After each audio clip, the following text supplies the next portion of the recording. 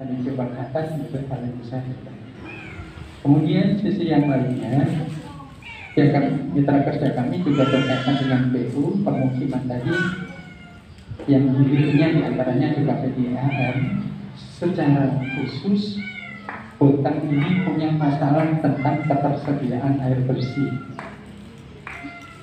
Ketersediaan air bersih minimal sebenarnya 15 juta kubik per tahun, tapi faktanya yang bisa dilayani itu adalah 9 juta kubik per tahun dan mengandalkan air bawah tanah.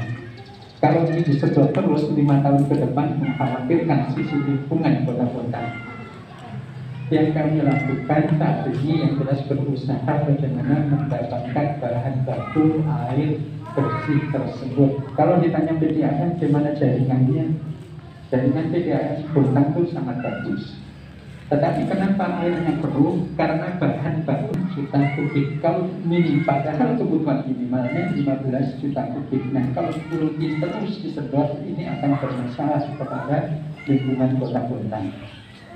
Nah, upaya air bersih tersebut ini sebab pertama sebagai informasi. Pemerintah provinsi akan membangunkan waduk Marangkayu. Tapi mohon maaf sampai hari ini bangunan waduknya memang sudah selesai. Permasalahannya belum bisa digenangi oleh air Sungai Karangan, ya. Balai Sungai Karangan, karena lahannya belum terbebaskan. Dari 530-an hektar, baru 72 hektar yang terbebaskan. Nah, inilah yang menjadi masalah. Kami sempat ke PU provinsi dan kami tanyakan cepatnya kapan itu.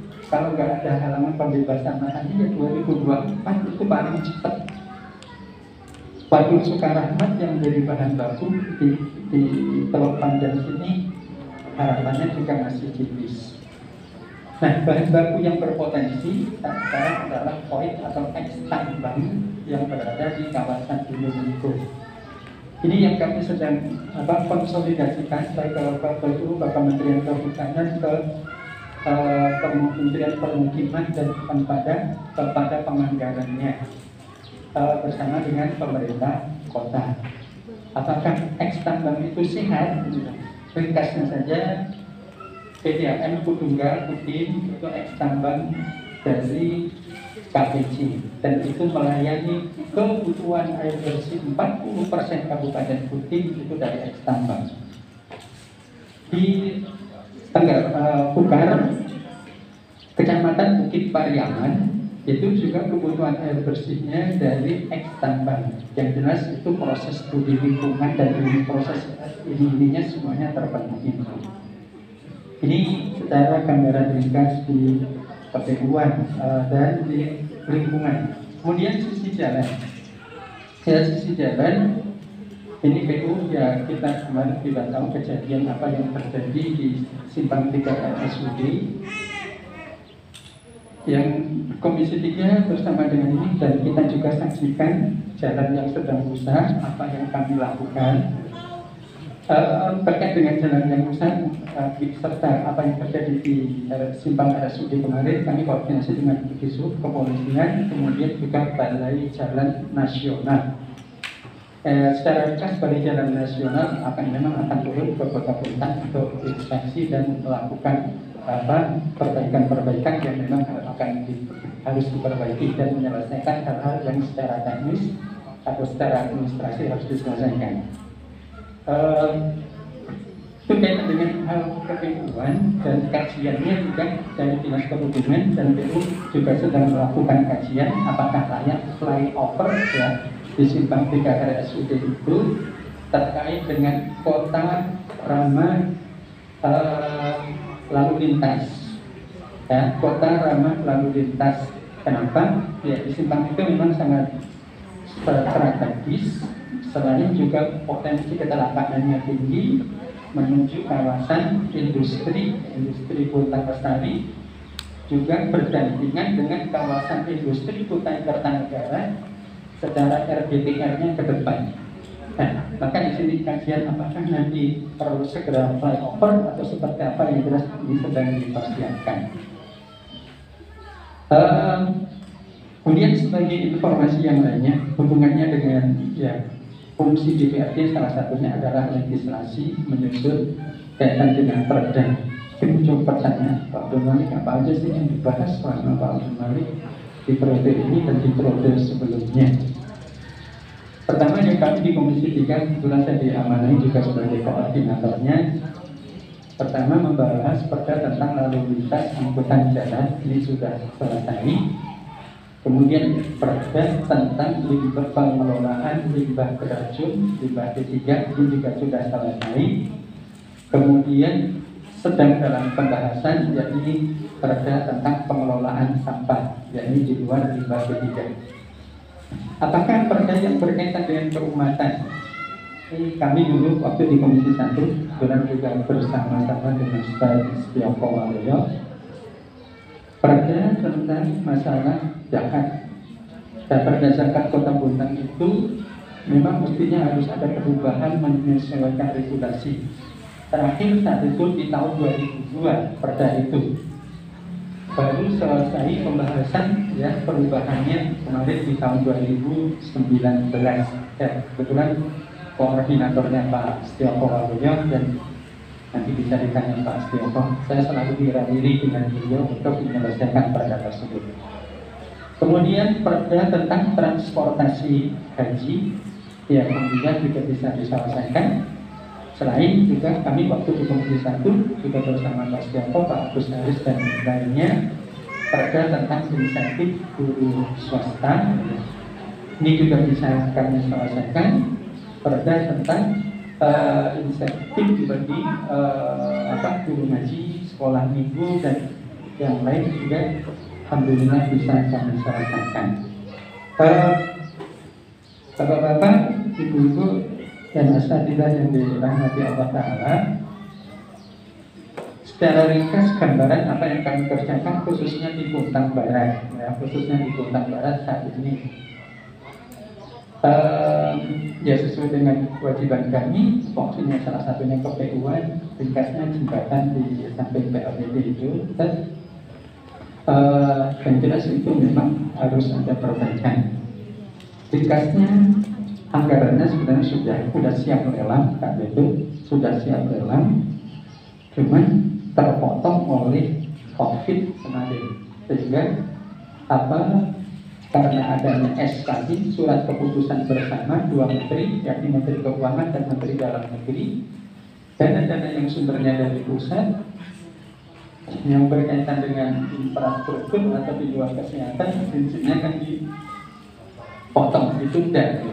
Nah, termasuk jembatan itu, termasuk dalam hal ini peningkatan jalan dan pelebaran jalan aspal warman.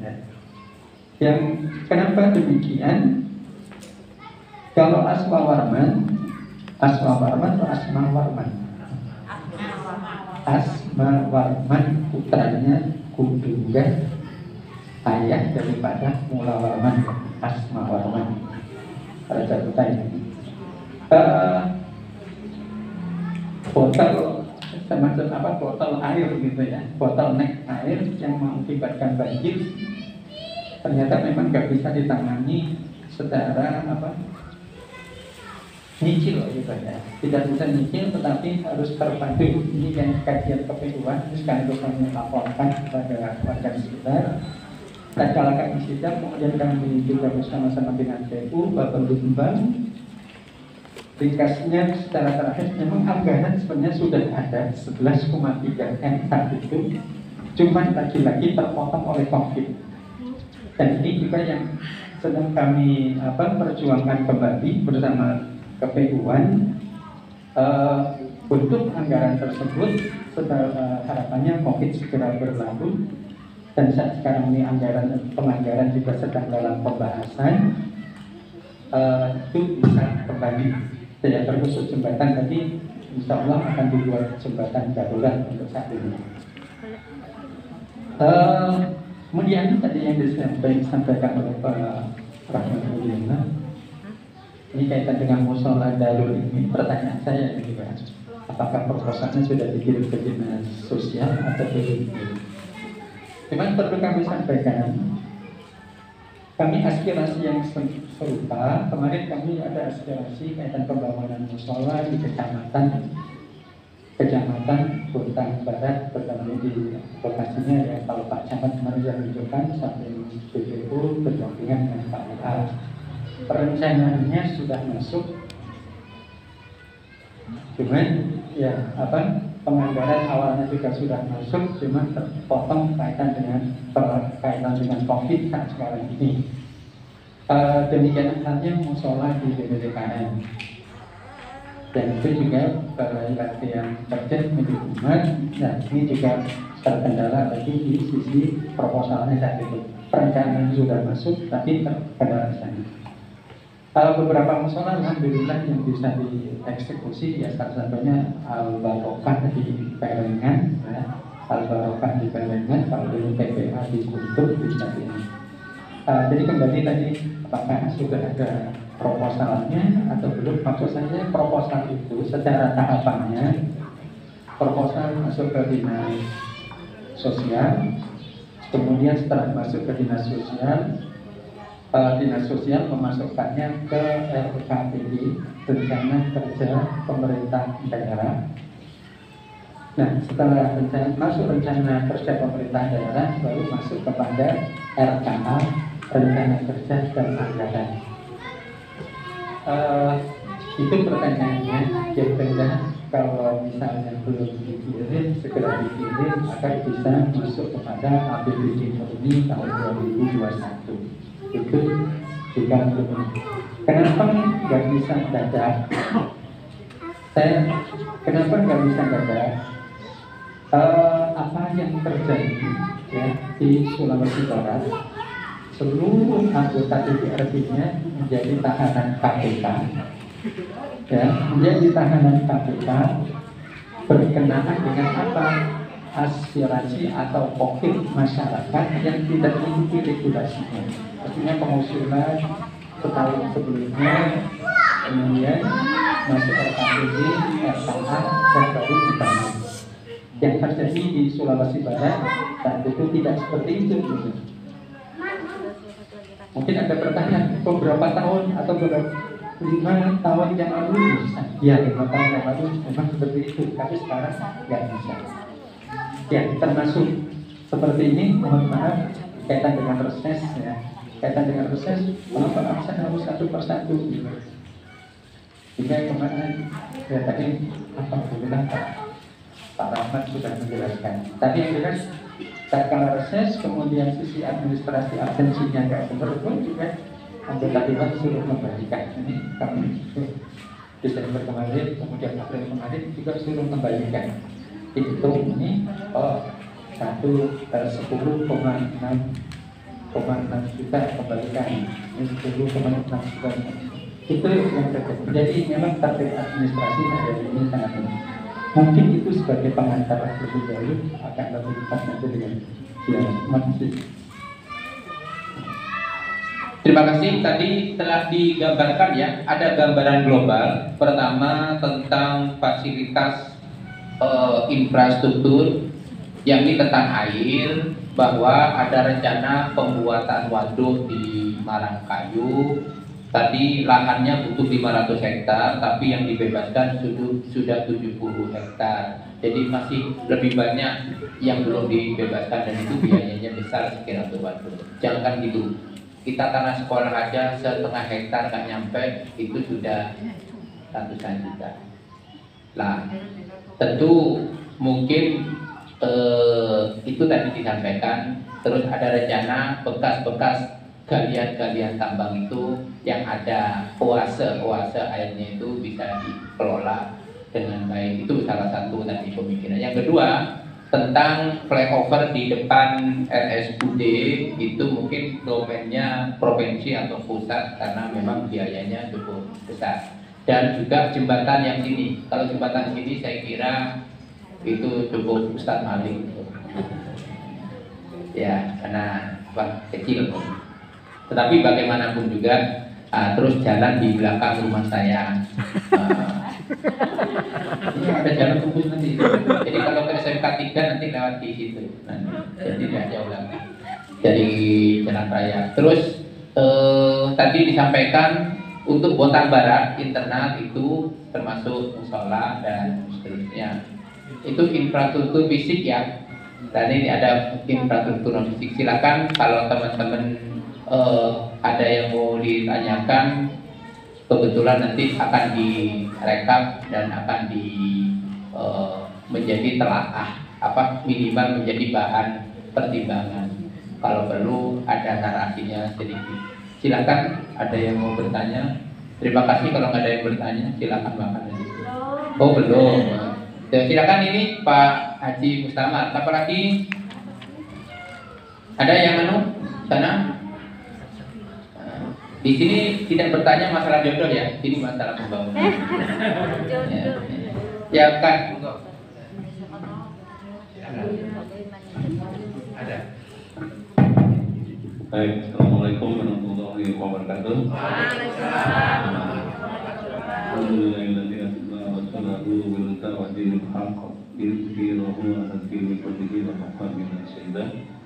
Asyhadu an la ilaha illallah wa la syarika lahu wa asyhadu anna Muhammadan abduhu wa rasuluhu la nabiyya ba'da. Allahumma shalli wa sallim ala Muhammadin wa ala alihi wa sahbihi ajma'in. Bapak Abdul Malik sebagai perwakilan DPR Kota Bontang, Pak Haji Hamidiono serta Mujahid Mujahidah yang hadir di SDKTB ini. Terima kasih tadi sudah banyak yaitu paparan-paparan atau penyampaian tentang apa yang sudah dilaksanakan oleh Bapak Haji Abdul Malik sebagai wakil rakyat ya di terutama Kota Bontang, karena Pak Abdul Malik ini sudah keliling ke arah selatan dan sekarang barat itu. Periode Pak Sofian dulu ya, dari Pak Sofian sampai terakhir ini wali kota yang terakhir itu mudah-mudahan betul-betul bisa berhasil, karena ini sudah lama sebenarnya ya. Kalau dihitung Pak Sofian sudah berapa tahun